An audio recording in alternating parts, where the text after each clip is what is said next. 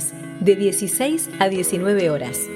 Salarios, martes, miércoles y jueves, de 14 a 19 horas.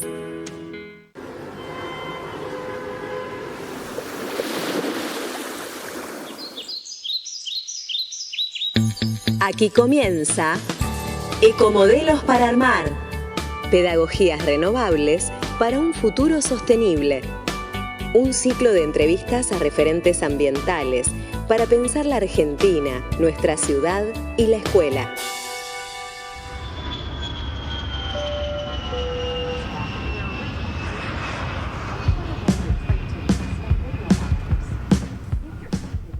Hola, buenas tardes, buenos días, buenas noches, compañeros, compañeras. Depende cuándo escuches este programa. Saludamos siempre en los 3 turnos.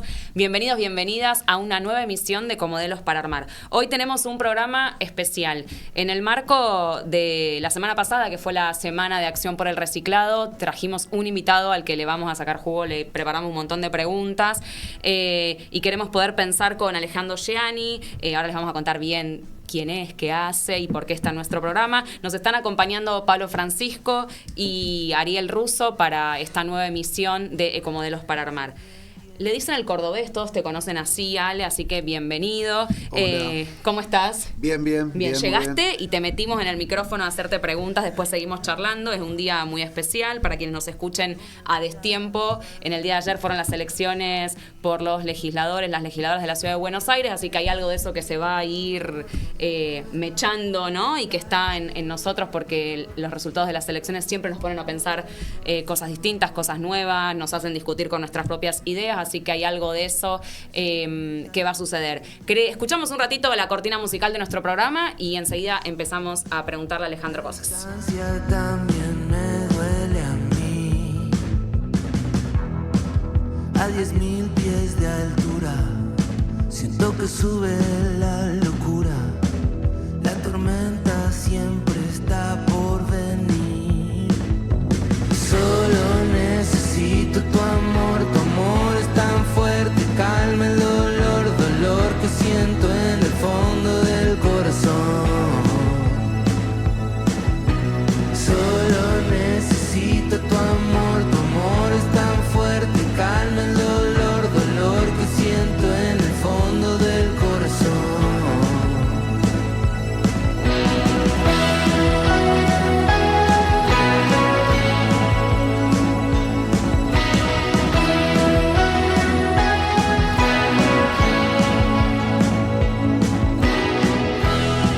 Ya tengo miles de guitarras, no tengo ganas de tocarlas.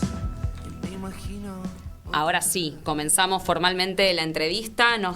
Hemos recibido en Radio UTE a Alejandro Giani, que es coordinador de la cooperativa RUO, Recuperadores Urbanos del Oeste. Es conductor de un programa que se emite en esta radio, que se reemite en realidad en esta radio, que es Locos por el Reciclado. Es dirigente sindical, es el secretario de Finanzas de ATE Capital. También es el secretario de Ambiente de CTA Ciudad. Sí. Bien, perfecto. Y es un referente del trabajo digno, la economía popular y la inclusión socioambiental. ¿Está bien? Un montón. Un montón. Un montón. Llenamos de expectativa a la audiencia.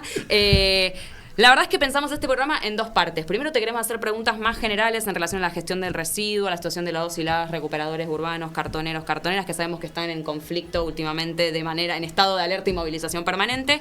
Y de luego, en el segundo bloque, te vamos a hacer más preguntas vinculadas a lo que sucede en la cooperativa, al espacio que tienen. Sabemos que hacen articulación con docentes, escuelas, así que en ese sentido vamos a encarar este programa. Ari, ¿querés arrancar? Porque pensamos cosas. Encantado. Sí, la verdad, Alejandro, quería preguntarte, porque me impactó un término que usan en alguno de los textos que leí en la web de la cooperativa. Un término que es, lo quiero leer, el consenso enterrador, como la antilógica del reciclaje. Me pareció muy interesante porque en ese consenso están todos los actores. O por lo menos yo los veo, ¿no? Desde el que en su casa dice, bueno, ya fue. Claro. Hasta la última política pública. Y bueno, y la idea del reciclaje y del trabajo que ustedes hacen como contraposición a eso. Así que en ese sentido te quería particularmente preguntar qué lugar ocupan hoy los recuperadores en la gestión de los residuos de la ciudad, ¿no? Y qué significa para usted que se reconozca ese trabajo como parte de la economía circular. Bien, preguntón. Tenés tiempo, así que explayate. Bueno, a ver, En Ciudad es como uno de los distritos, unos municipios más grandes y que el reciclado avanzó más en las políticas en casi todo el país y en el continente. Sin embargo, cuando nosotros ya venimos a los internos, decimos, avanzamos un montón, pero, ¿el pero qué es? Para el total del tema de residuo, el 94% de los recursos se destinan, del presupuesto, digamos, se destinan para enterrar y el 6% para reciclar. Con esto, o sea, se logró hacer una de las políticas más eficientes en Latinoamérica. Competimos, entre comillas, con San Pablo, con Venezuela, Colombia, Petro es Colombia, perdón, que metieron una ley de envase y empezaron a financiar. Y de hecho Bogotá y San Pablo son también las capitales, pero Chile es un poco distinto, son los lugares donde más reciclado hay. ¿Esto qué es? Digo, en Capital, ¿qué logramos? Se logró separar los residuos húmedos de los secos. Entonces vos tenés un sistema que es el húmedo, que es el tradicional, donde se lleva, se tira, se pone en el contenedor, viene el camión, lo llevan al centro de transferencia, el centro de transferencia se entierra en el SEAMSE. Sí. Una parte de lo que se lleva al SEAMSE es clasificado por alguna cooperativa y después el resto se entierra.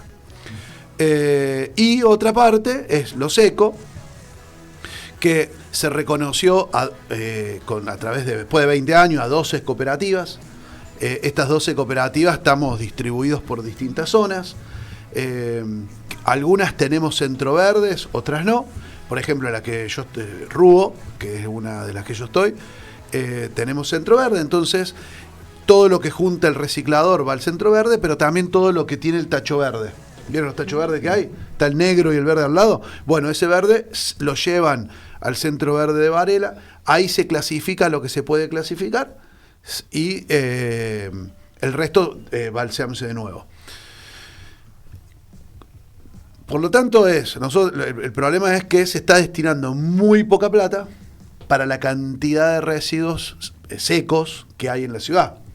Entonces, el circuito del reciclado siempre parece poco, pero también porque se destina poca plata. Nosotros calculamos que estamos entre un 15 recolectando entre un 15 y un 20%. El resto es posible de ser reciclado. Se calcula que la mitad de los residuos son secos o susceptibles de ser reciclados. Y de esto nosotros, de este 50%, nosotros estamos en un 15 o en un 20%. Que con los recursos que hay es un montón, con lo que debería ser falta un montón, con las necesidades que vive el sector para formalizar el trabajo, falta un montón. ¿Por qué? Porque las cooperativas necesitan logística, necesitamos mejorar el centro verde, ponerle tecnología al centro verde, tener campañas de difusión para con los vecinos, para con los grandes generadores. Hay que hacer un montón de tarea. ¿Por qué decíamos consenso enterrador? Y si al 95% de los residuos lo enterramos, es un sistema basado en el entierro. Pero le agregamos la palabra consenso porque también queríamos remarcar de que es posible de ser desconstruido esta cosa. O sea, ¿es obligatorio enterrar? Y no. O sea, no es obligatorio. ¿Es la única forma de trabajar los residuos? No. Es la forma, decimos nosotros, más fácil, no más económica. Más fácil porque no implica la conciencia de los vecinos, no implica... Y copia al otro sistema que tiene que ver con el higienismo, que al sanitario, a las cloacas. Apretamos el botón y se va el amigo, ¿no? Se junta con el de la cuadra, con el de la otra cuadra y va a algún tratamiento y después, en el mejor de los casos, después va al río o al mar. Esto pasa un poco lo mismo, en vez de irse por abajo, que se va por el tacho. Claro. Y ya no lo vemos. Y Entonces, ya- como no lo vemos, No existe. Lo que no vemos no existe. Entonces nosotros decimos, bueno, hay un consenso para hacer eso, porque la verdad que está de acuerdo casi toda la sociedad en términos de que la educamos así, le enseñamos así, pero no es la única forma de ver la problemática de los residuos. Pasa en otros países que, bueno, se clasifican en distintos... Nosotros decimos, hay una primera división que es húmedo-seco. La más grande, la más general. Sí. Dentro de lo seco se podría trabajar las distintas fracciones de distintas maneras, las distintas corrientes de residuos. Entonces decir, bueno, podríamos trabajar todo eso. La verdad que con la falta de conciencia de todo el mundo, si yo voy a decir, bueno, no, los martes el vidrio, los jueves el papel, los miércoles, confundimos. Entonces digamos, bueno, por lo menos saquen todo juntos en un mismo tacho, y entonces lo primero es dárselo al recuperador, si no, llévalo al tacho verde, que también nos llega. Claro. Pero hay que dejar de ver al residuo como basura, digamos, ¿no? Como separar. El residuo es un elemento que se puede reutilizar. Ese es el gran debate, ¿no? Está perfecto. ¿Sabes que se van mezclando también algunas de las reivindicaciones? Ya vas, nos vas, pero que después te voy a pedir a ver si Dale. las podemos ordenar, pero hay otro concepto que también me parecía muy interesante y que se lo escuché a ustedes, y que es que hay el reciclado va más allá de lo que el sentido común indica, y que hay todo un circuito productivo donde se reingresa el material. Si nos podés contar un poquito de eso, del rol del reciclador urbano dentro de esta economía y de esta economía circular. Claro. ¿Y cuál es la situación actual de eso? A ver, nosotros vivimos en un país en donde lo que vivimos es una economía lineal. Se produce, ¿sí? Se consume y se tira. Si se extrae, se produce, si se tira. Eso es lo que se llama la economía lineal. La idea de reciclado pone en cuestión la linealidad, porque la idea es del ciclo, armar un ciclo de nuevo, ¿no? Todos los productos son materias primas. O sea, todo está hecho con materia prima, la que vos quieras. Si es plástico, vienen los polímeros, viene el petróleo. Si es madera o papel, viene de la celulosa, de los árboles. No sé, y así podemos encontrar los distintos metales de la extracción minera. Bueno, todo esto viene de la naturaleza. Y la naturaleza se regula por ciclos ecosistémicos, ¿no? Que los ciclos ecosistémicos es lo que nosotros estamos poniendo en crisis con el sistema lineal, porque extraemos mucho más y más rápido de lo que la naturaleza puede volver a producir ese ciclo para renovar el árbol, los minerales, etcétera. Entonces nosotros apuntamos a una economía circular. El reciclador sería parte de una economía circular, es como el primer eslabón, en donde recupera lo que se consume. O sea, se extrae, se produce, pero después hay que pensar en cómo se recupera cuando la persona tira, o cuando la industria tira. Entonces, el reciclador juega esto. ¿Cómo surge esto? Como todo en este país, de casualidad. Muchas veces tenemos debates, ¿cómo surge el reciclado? Bueno, en realidad el reciclado surge en forma masiva, porque después la celulosa y algunas otras industrias, como la chatarrera o el vidrio, que tenía, por ejemplo, no sé, los recorteros, determinadas industrias, como tiene mucho material que le sobra, que no usa, lo volvía a la industria del reciclado. Pero en los 90, con la crisis económica, la gente, ¿qué dice? Bueno, ¿qué consumo? ¿De dónde saco un mango, una moneda? ¿Qué hago? Bueno, salgo a la calle y junto lo que puedo. Y revendo todo lo que puedo revender. A partir de ahí, por ejemplo, el cartón, como tenía un buen precio, y era un precio estable, empezaron a vender, entonces se empezó a armar una economía en función del cartón, y las papeleras le convenía comprar al cartonero más que comprar la celulosa virgen de otro lado. Por ejemplo, ahora con Milei, ¿qué nos pasó? Como el mercado interno estaba protegido, Milei abre las importaciones. Entonces el papelero que le empieza a decir, bueno, yo me estoqueo de celulosa virgen a precio de mercado, pero hago que todo lo que se deprecie, todo lo que se junta para adentro. Entonces, para adentro, como yo le especulo, yo puedo comprar afuera, te compro a mitad de precio lo que hay adentro. Entonces, estamos discutiendo con el gobierno, pero digámosle que me pague por lo menos lo mismo que le paga la importación. ¿Por qué va a comprar adentro barato y afuera caro? Pero bueno, ¿qué hace? Con esto mantiene, van ganando cuota, tienen cuota de ganancia, por ejemplo, la celulosa. Entonces, y ese sí es un mercado que podría tener una economía circular completa, digamos, todo lo que es embalaje con cartón, con papel, todo eso son recuperados por los recuperadores lo clasifican, lo enfardan y se lo venden a la industria. La industria le da un proceso químico de reciclado, lo vuelve celulosa, hace la pasta, vuelve a hacer el papel o el cartón de nuevo y lo mete en el mercado de nuevo. Y vuelve a empezar el ciclo. Y vuelve a empezar el ciclo de nuevo. Y vos evitás de cortar árboles. Cada cartón que recoges evitás cortar un árbol, digamos. Ahí sería como una economía circular y no puramente extractiva lineal. Claro. Por eso, pero el reciclador es una parte de toda esta economía. Y lo complejo es que si todos los actores no son conscientes, no se arma la economía circular, ¿no? Porque decís, el cartonero es una de las partes, pero después la empresa que hace el producto, si elige no hacerlo con lo reciclable y compra siempre la materia prima, también puede pasar.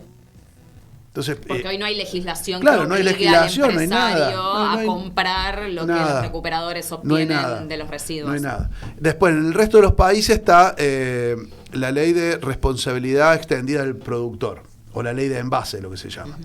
Que, o sea, con el principio de que el que contamina paga.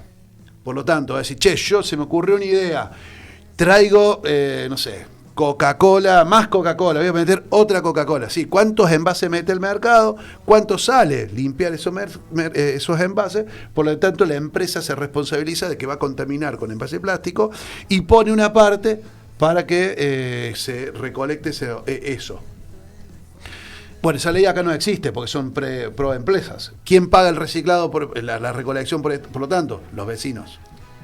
Entonces, sería una buena ley para proteger a los vecinos, una buena ley para proteger incluso al Estado de las políticas públicas, y que la paguen los que se benefician, con parte de la ganancia que se beneficie metiendo los productos. Bueno, esa discusión imposible darla. Ahora hay 3 leyes de esta. Una que presentó La Libertad Avanza, por ejemplo, exime a todas las empresas de recolectar. Y arma un juego ahí con las empresas que tienen logística que pueden recolectar de grandes generadores principalmente.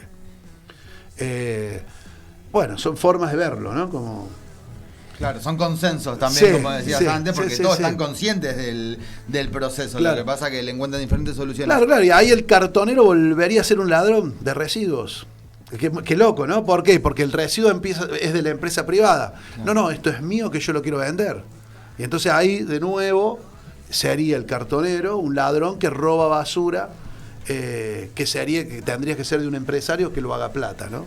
Ya que nos metemos en este tema y ponemos un nuevo actor que son las fuerzas políticas, preguntarte cómo ves o cómo viste en la campaña el tema ambiental, qué lugar ocupó para vos, qué lugar debería ocupar en las discusiones a futuro para pensar sobre todo nuestra ciudad, que es un gran generador de residuos, pero bueno, también el país.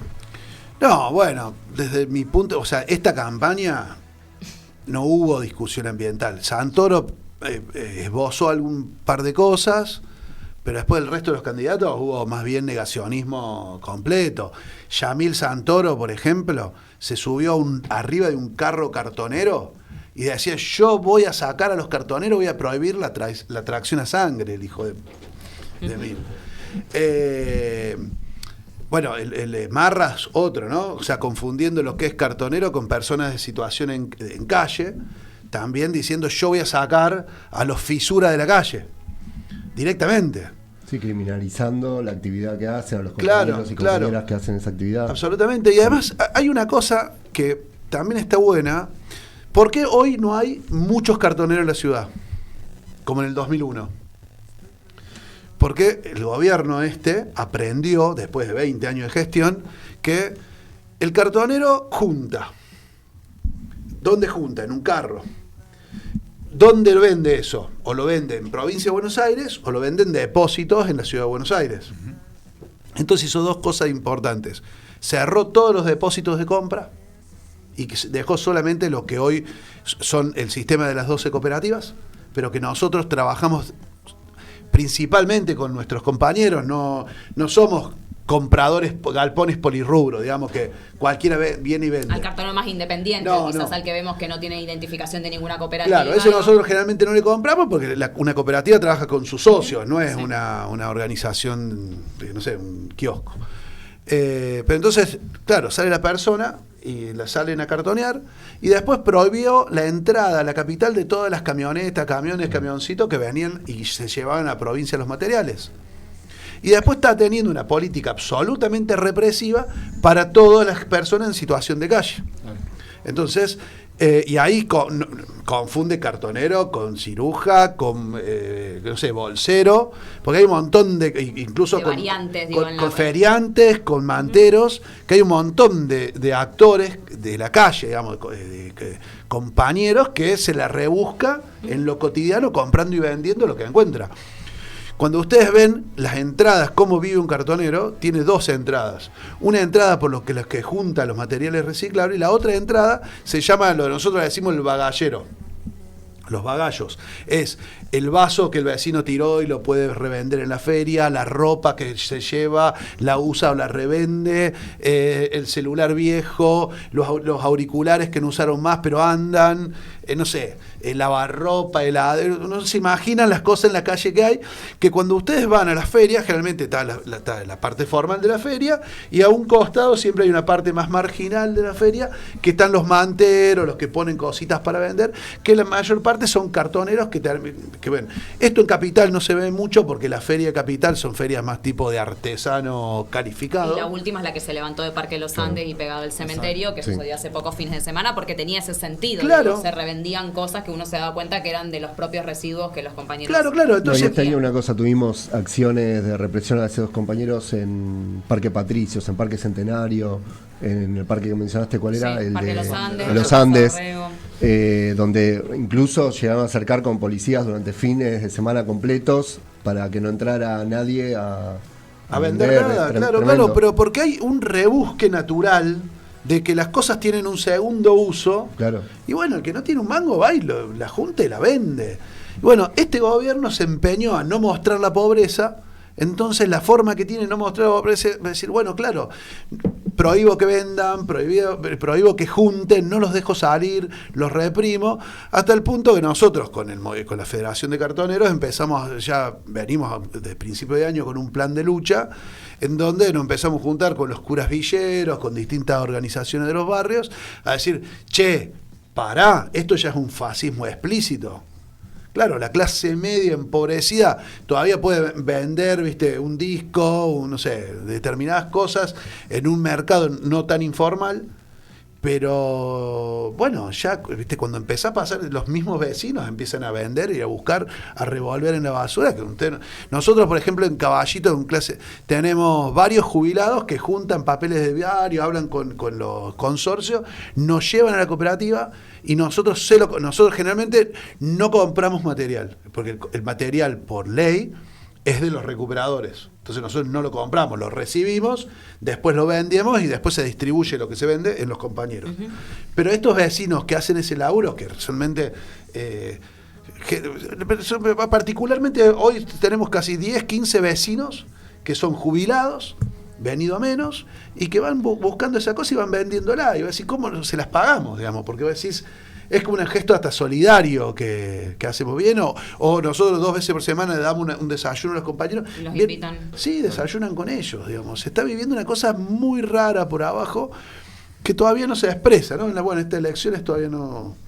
Sí, que la contracara de lo que vos estás diciendo es en algún punto limpio, entre comillas, todo el espacio público sin ninguna política social en la ciudad más rica del país que genere contrapeso a eso, digo, porque nos está pasando a nosotras que las compañeras y los compañeros toman más horas de clase, digo que son parte de la clase media trabajadora, asalariada, quizás vende, no sé, no quiero pasar ningún chivo, pero algún producto cosmético, incorpora algún emprendimiento más personal, entonces acumula algún extra, digo, los compañeros de la economía popular, de los barrios populares, digo, no tienen esa posibilidad ni de incrementar horas, ni de tomar más trabajo, entonces, digo, que vos le quites el espacio de la feria como un lugar de hasta de esparcimiento, porque los fines de semana las familias van a recorrer aunque no puedas comprar, digo, hay un poco una mirada me parece que hay algo yo acuerdo con lo que plantea Ari de, bueno, qué pasó con la campaña, esto que vos decís, hay una invisibilización de lo ambiental, esta campaña en particular casi nadie habló de la ciudad y menos hablaron de lo ambiental, pero ahí tenemos un desafío de acá a 2 años a poder pensar. Absolutamente, toda la discusión del subte es una discusión ambiental de la ciudad, una tecnología mucho más contaminante que el colectivo.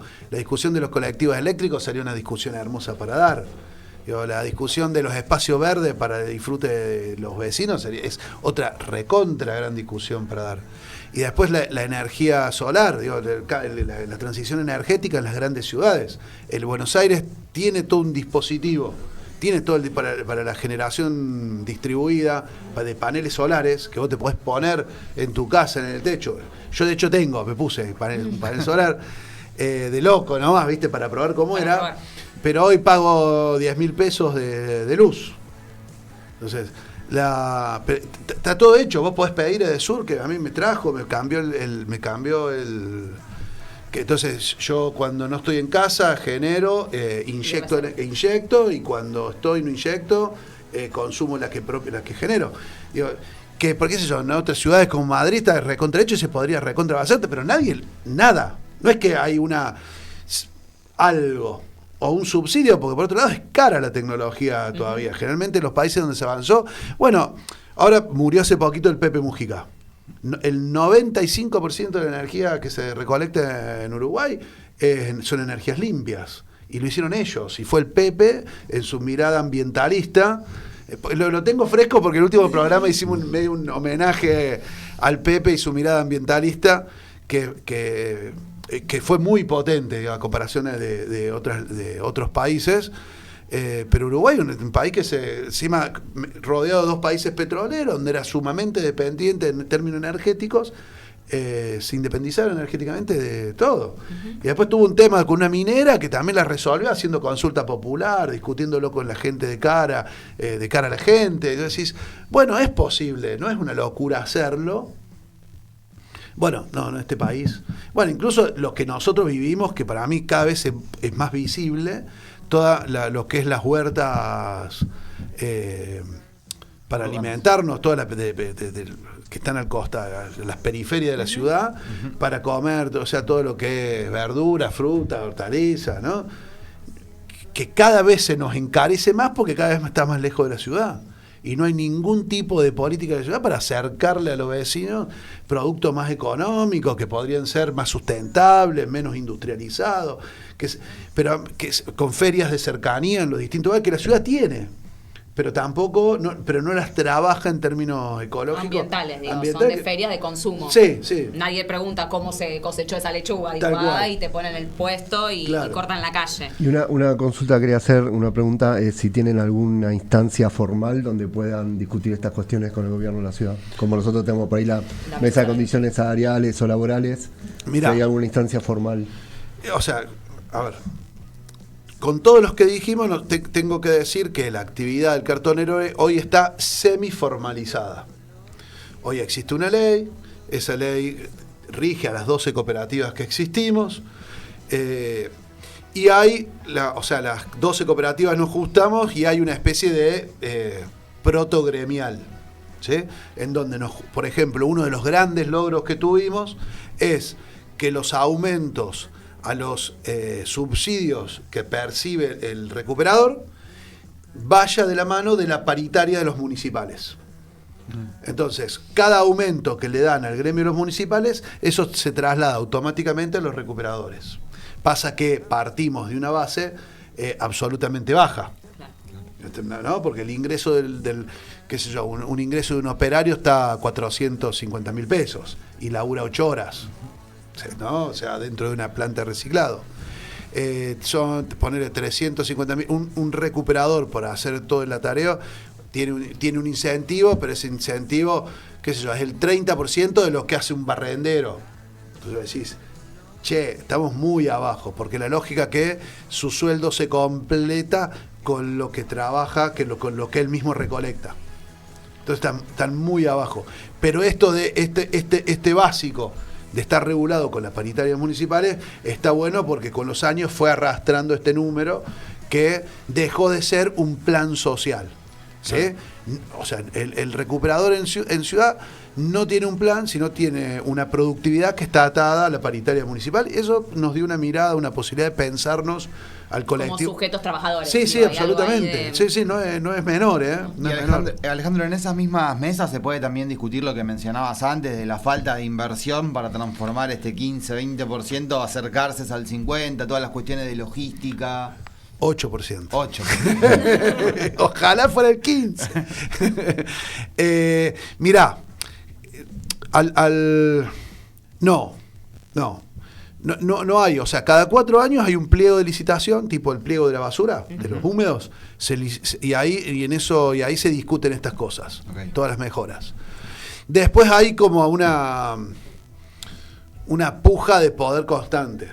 O sea, hay un ida y vuelta para que ejecuten todo el presupuesto que tiene la dirección que se ocupa de que no se ahorre plata, que ejecute, que vaya y que pida más, que por qué sé yo, los centros verdes que no, cuando se rompan las máquinas que las arreglen, las terciarizadas que ponen para que les paguen y para que hagan el trabajo por el que le pagan, porque las terciarizadas generalmente son botín de guerra de algunos sectores de la ciudad. Entonces te dicen, no, pero yo tengo ahí 2 autoelevadores y 4 tipos que te lo tienen que arreglar.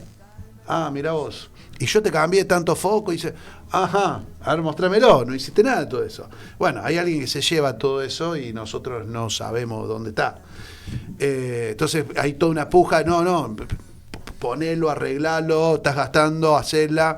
Cuando te descuidas te la hacen y hay como una cosa ahí que vamos llevando, pero no es formal. No hay una formalidad que vaya siguiendo esta problemática. Es así, o sea, yo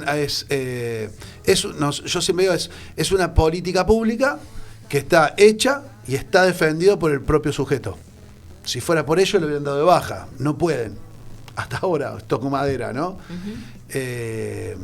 Entonces, por momentos que vos tenés tipos que la ciudad pone que se comprometen con la problemática, avanzamos un poquito más rápido.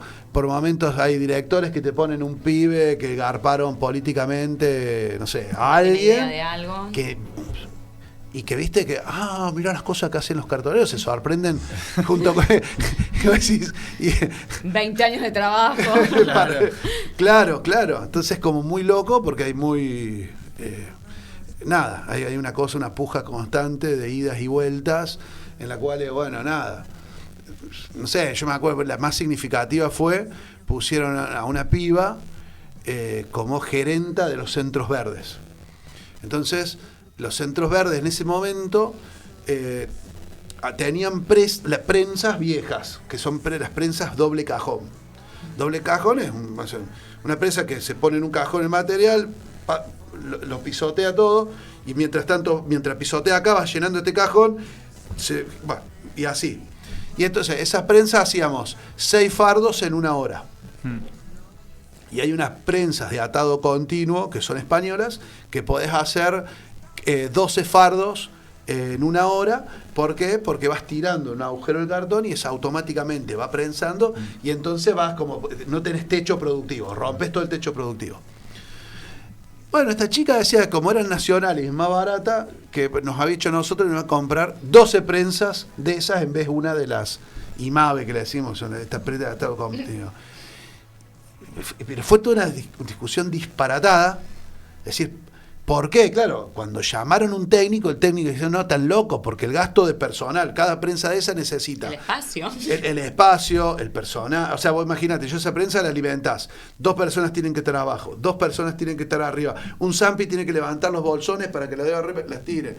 Bueno, bla, bla, bla. Y, bueno, no lo entendían hasta que vino un técnico y dijo, no, tan loco, es más barato, te dura el triple de tiempo, papá, y logramos que pongan las prensas estas de atado continuo en la ciudad, que vos decís, es un logro y no existe en otro lado del país, pero fue gracias a nosotros, no fue gracias a ellos. Claro. Digo, no, Claro. es una locura, ¿me entendés? Y así te puedo dar, pero 4.000 ejemplos graciosos y trágicos. Hemos tenido funcionarios al principio de la gestión de Macri que decían, claro, un cartonero si tiene que caminar 10 cuadras tarda mucho, entonces el recorrido... Y si le ponemos roller para que vaya más rápido... Claro, monopatín. Claro. Bien cómodo, Pero- bien seguro también. ¿Te parece? Y al vecino le puede caer mejor que yendo como van. Pero vos te imaginás un compañero con un bolsón de 80 kilos, con un... Cosas que uno haría en un sketch pasan en la realidad. Pero sí, Ujú. sí. Y con gente hasta, yo te podría decir, hasta bien intencionada. Sí. De Pero es innovar, de... Claro, pero si es como si yo te pongo, no sé, un docente a cualquiera, así como una buena intención le va a enseñar al pibe, cuando se enoje va a querer pegarle. No, pero no hay que pegarle. Claro. Mira, Ale, vamos a hacer una pausa, vamos a escuchar un tema musical, así respirás, porque lo matamos a preguntas. Hay mucho más para preguntarte en el segundo bloque. Escuchamos un tema musical, toma agua, respirá y volvemos. Hoy fue claro.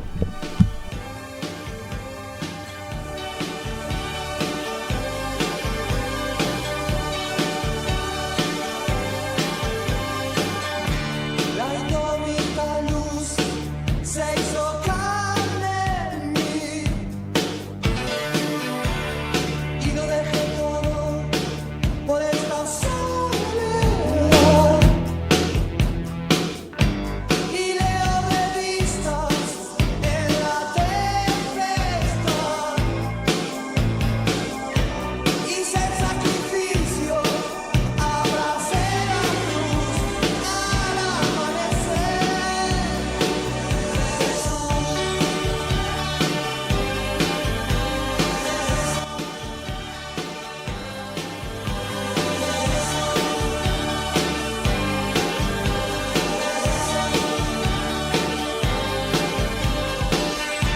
Morí sin morir y me abracé al dolor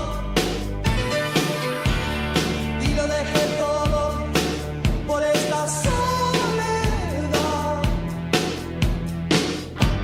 Ya se hizo de noche y aún estoy aquí. Mi cuerpo se cae, solo veo la cruz al amanecer.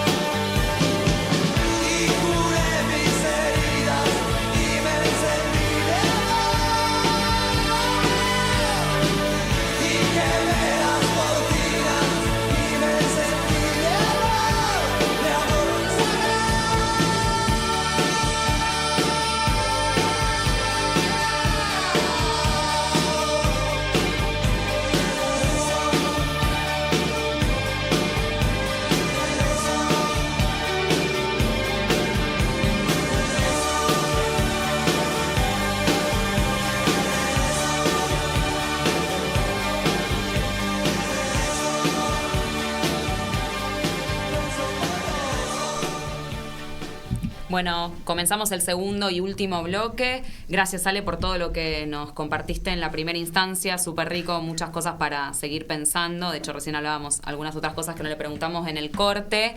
Queremos que nos cuentes específicamente cuál es el trabajo de la cooperativa en relación con el barrio, los vecinos. Sabemos que tienen huerta, que las visitan la escuela. O sea, te damos margen ahí para que vos nos cuentes y después con Pablito te vamos a ir haciendo algunas otras preguntas. Bueno.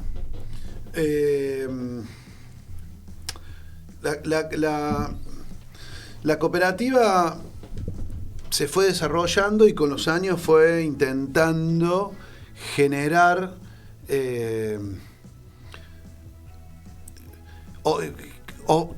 el compañero recuperador, el compañero de calle aprenda oficios, aprenda más trabajos. Porque con los oficios también descubrimos que podía ir trabajando los distintos materiales que iba recuperando. Y con una parte de la cooperativa, con compañeros que se cooperaron mucho, empezamos a descubrir también que ellos sabían hacer un montón de cosas. Y que, por ejemplo, organismos como nacionales como el INTA había formado un montón de compañeros en distintas cosas, por ejemplo, en huerta urbana. Bueno, cuando entonces nosotros tenemos ahí a la vera de la vía un predio, que es el de la calle Yerbal, que es un predio que nosotros decimos que es un centro verde, y que con colaboración de vecinos, algunos vecinos muy copados, que profesionalmente ambientalistas, nos dijeron, che, ¿por qué no hacemos un corredor biológico? ¿Un qué? Dijimos nosotros. No, claro, porque mirá, Buenos Aires era un humedal. Entonces, ¿por qué no recuperamos este espacio para los vecinos y armamos un espacio verde? A ver, ¿cómo se haría eso? Entonces empezamos a investigar y nosotros estábamos sobre la calle Yerbal, al lado de la vía, en un espacio que era una cementera. Entonces, bueno, dijimos, bueno, empecemos a sacar el cemento.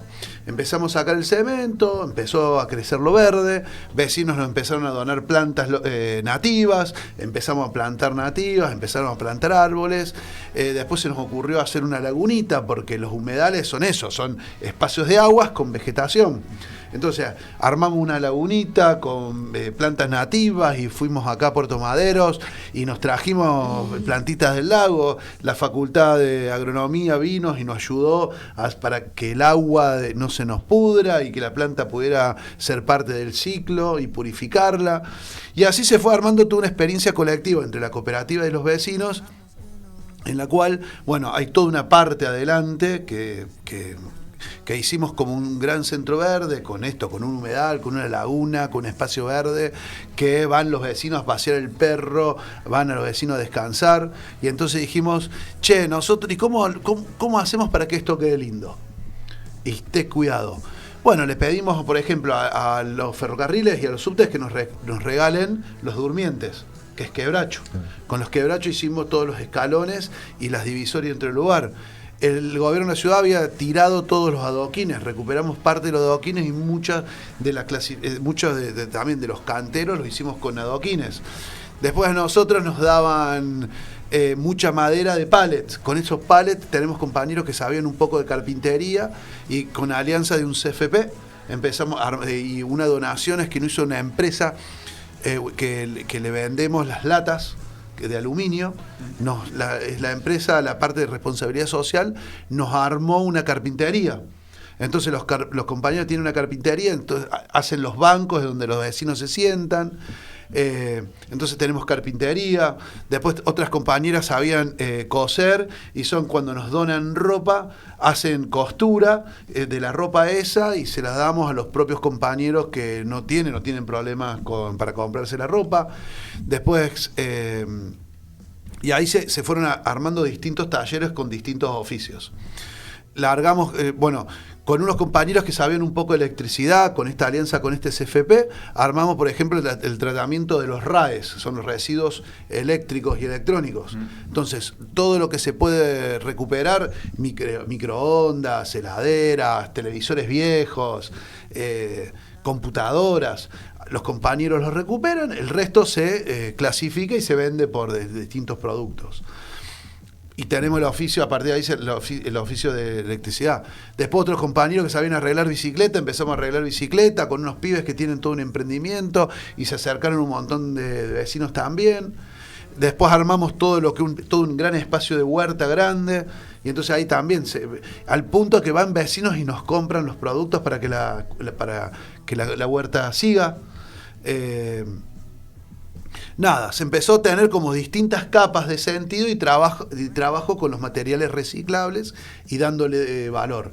Y tratamos de hacer 1 o 2 ferias al año para que los vecinos vayan y puedan comprar cosas muy lindas que hacen con los distintos materiales que recuperan, que los vecinos mismos le dan. La verdad que la experiencia está buenísima. Un laburazo comunitario. Claro, y mira, y pasó que nosotros habíamos pensado también esto como para que el vecino de Caballito, que a veces tenía miedo al cartonero, se acerque y vea que bueno, que era el compañero, un vecino más que laburaba de algo que era más novedoso, pero algo más del barrio.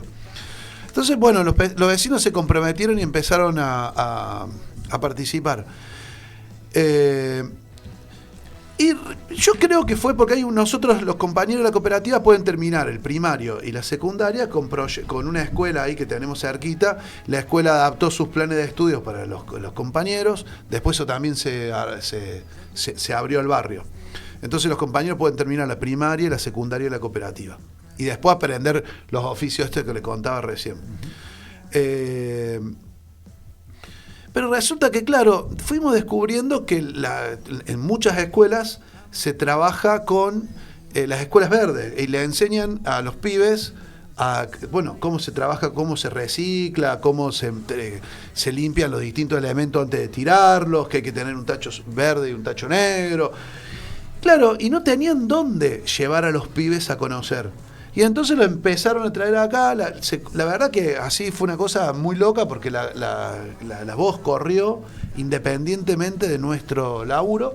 Y hoy por hoy están yendo alrededor de 1000 pibes por mes a conocer toda esta experiencia, que a nosotros nos tiene sorprendido porque se abrió por el lugar menos pensado, porque nosotros además incluso lo tomamos más para el vecino del barrio, cercano, que le pierda el miedo, y terminó siendo una experiencia donde van a verla, en donde los pibes van. Y también, por ejemplo, hacemos compostaje con lo húmedo y con los restos de poda. Entonces los pibes pueden ir, los pibes más los profes, y además un montón de gente de la ciudad, pueden ir a ver cómo se composta el material húmedo, o sea, los restos de poda y los que se puede compostar, y vos ves las pilas grandes, cómo se le topa la temperatura, y los distintos momentos de la pila, cuando va perdiendo el calor, se va transformando en tierra. Ven cuando se hacen los plantines en las huertas, cómo se plantan y el producto, cómo sale los distintos, la berenjena, la lechuga, cómo se van haciendo. También, ven cómo se trabaja con los electrónicos, cómo se trabaja con los distintos materiales, y entonces y al mismo tiempo hacen un recorrido por el espacio verde y también ven cómo la ciudad se podría recuperar la parte más verde en lo urbano, que no necesariamente una ciudad, por ser grande, tiene que ser toda gris. Sino también puede ser verde, se puede tener plantas. Las plantas nativas son plantas especiales porque son plantas del lugar y que no necesitan cuidado, ni tanto riego, ni tanto nada, sino simplemente son del lugar, tenés que cuidarla. Y muchas veces, como uno mira la planta, una rosa que tiene flor, pero no es nativa, pero puedes poner otra planta que tenga una flor linda y que es de acá. Y muchas veces, como tenemos una mirada prejuiciosa con la propia flora, digamos, que tenemos en otra región, y que la ciudad podría estar muchísimo verde si la cuidamos así. Entonces armó toda una experiencia muy copada en la cual, empezamos a participar, empezó a participar un montón de gente, fue yendo, fue viniendo, y la verdad que hoy la visita un montón de gente.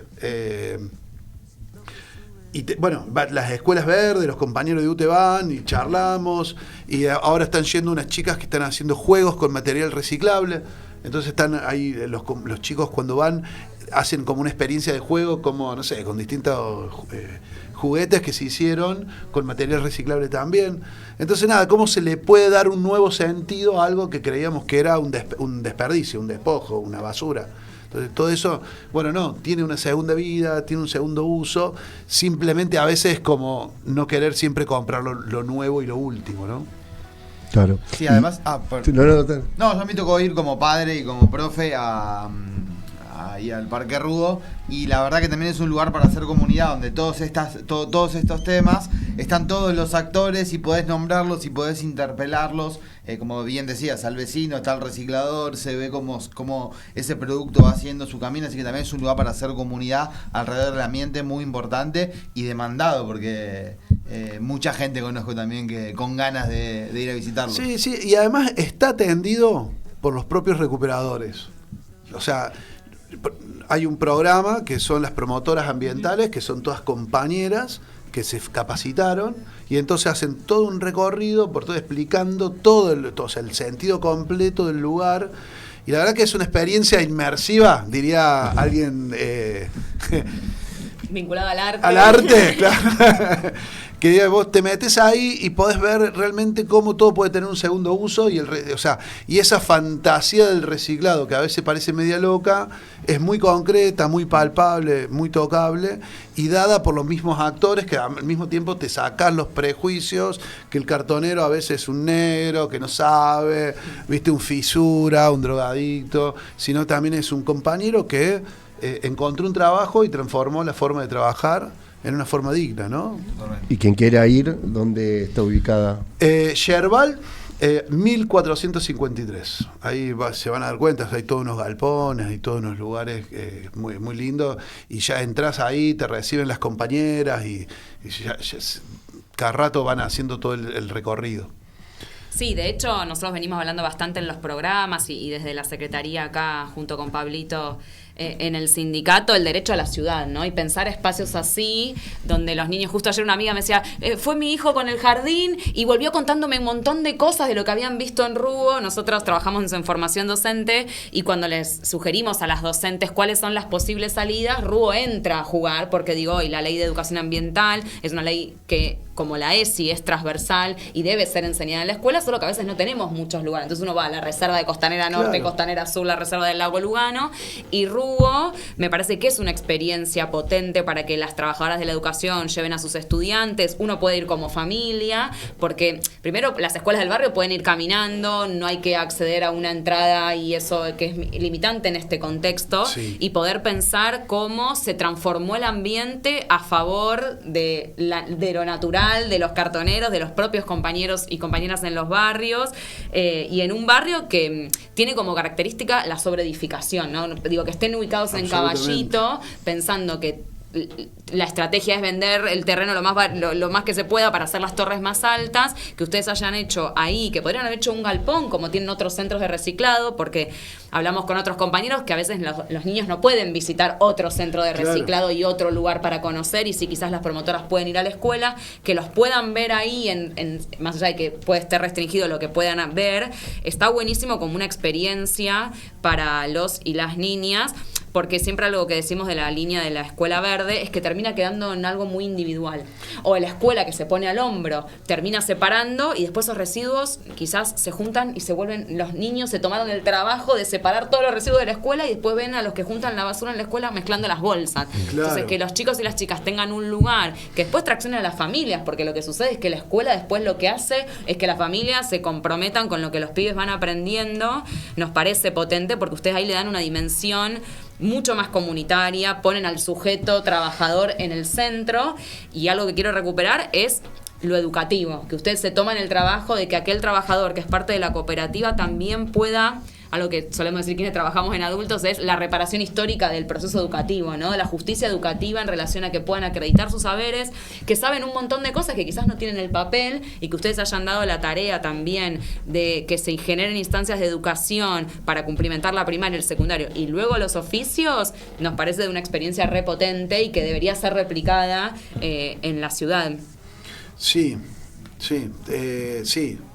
Mirá, para hablar de lo educativo, Ahora, en Ruo, el recuperador que está en Ruo, generalmente cuando arranca tiene una capacitación, depende de donde trabaje.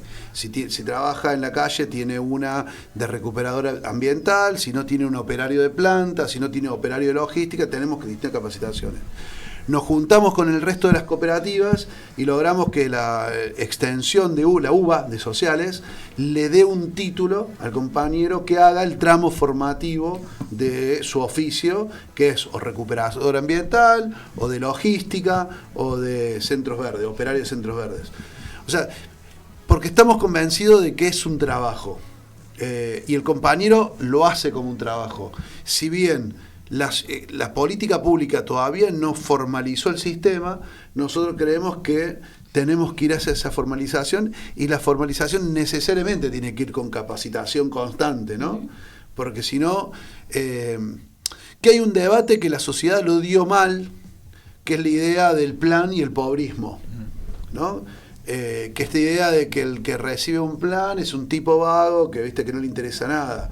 Pero así las cooperativas, en este sentido, como nacieron de un trabajo, nacieron trabajando, nos fuimos dando distintas alternativas para romper esa lógica, ¿no? Y la capacitación informal es fundamental. Por eso, no sé, la alianza con los sindicatos de educación, la alianza con la capacitación docente, siempre es fundamental y es necesaria, ¿no?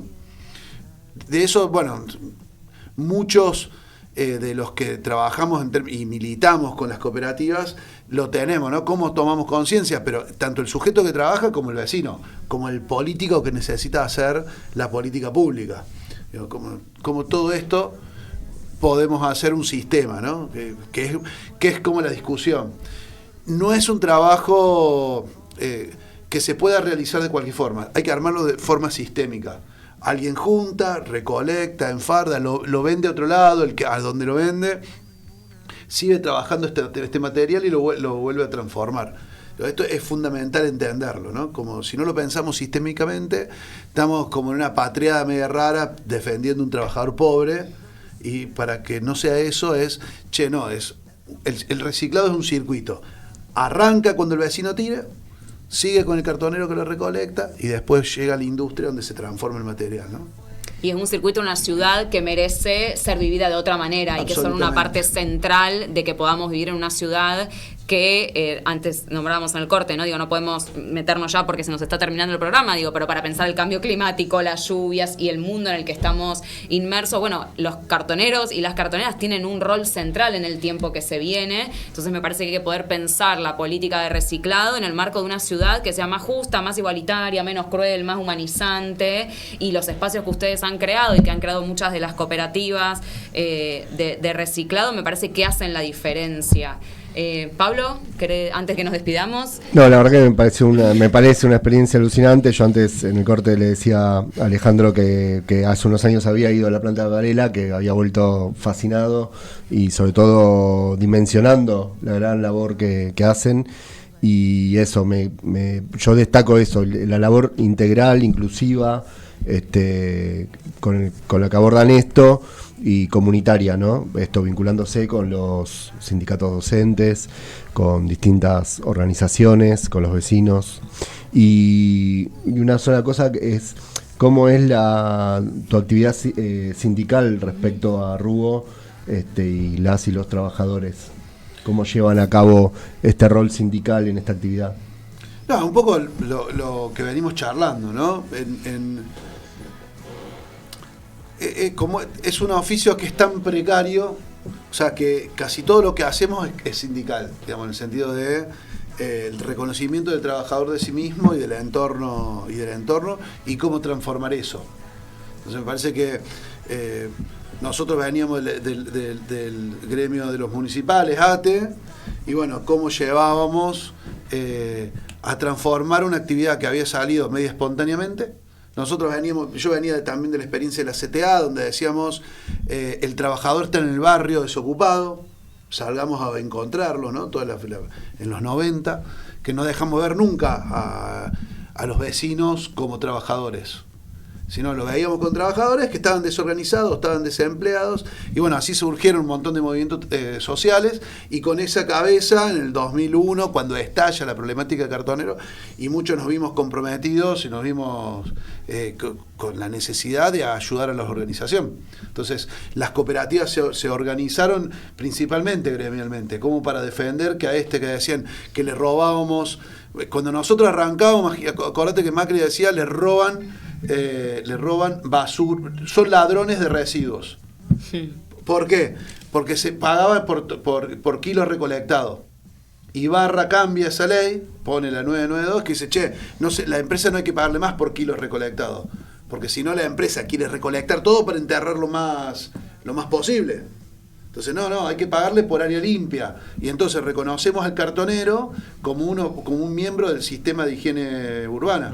Entonces bueno, a partir de ahí empezamos como todo el proceso de discusión de cómo íbamos formalizando, cuál es la mejor forma. Y bueno, ahora tienen ropa, tienen bolsones, tienen los distintos elementos de trabajo, bueno, camiones para logística, para que no hagan fuerza todo el tiempo con los carros.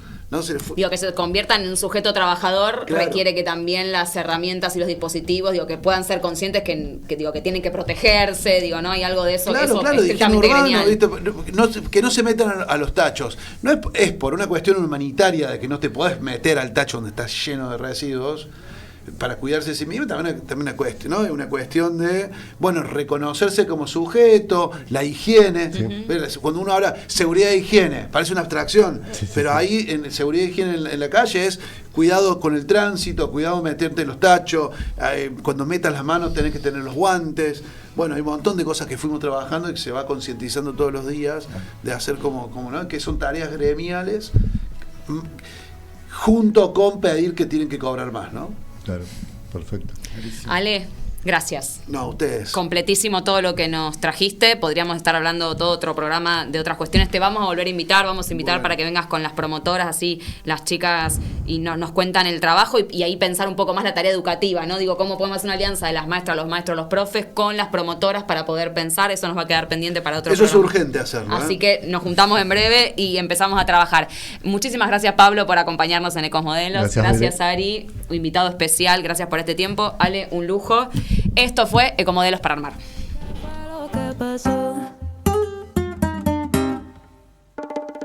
Ay, sácame esta maldición, por favor. Esta que hace que no pare de pensar en vos. Y justo cuando ya me siento un poco mejor, justo ahí vuelve a atacarme ese recuerdo de tu sabor. En la noche yo pienso en qué pasó con nosotros. No volvimos a hablarnos, que ahora sido de vos. Y quisiera que vuelva para que ese fantasma me deje tranquilo y empezar otra vez. Te vi en las paredes y en la cara de varias mujeres. Intenté reemplazar tus caricias, pero solo rompió un corazón. Nunca fuimos iguales, quise bienes y me diste males, pero ni navegando en los mares habrá alguien que se acerque a vos. Y no crea que me gusta estar así, nena, no la paso bien. Y ahora todas se parecen a vos y a tu pelo, el cielo era gris. Ya he intentado amar a otros, pero es que no se lo merecen. Porque por mucho que me pese, yo sigo viéndote en sus ojos. Y ya he intentado amar a otra, pero es que no se lo merecen. Porque por mucho que me pese, yo sigo viéndote en sus ojos. Ay, ay, ay, ay, ay, ay, ay, mi amor, tenme un poco de piedad, que yo no sirvo para nada, no sirvo para nada desde que no estás.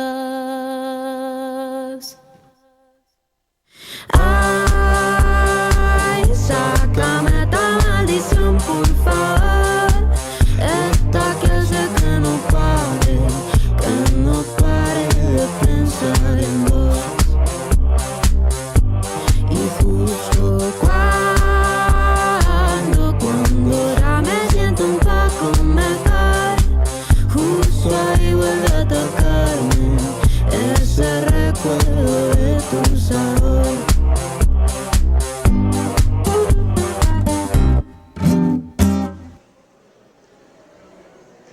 En las escuelas, en los barrios y en el aire. Radio UTE.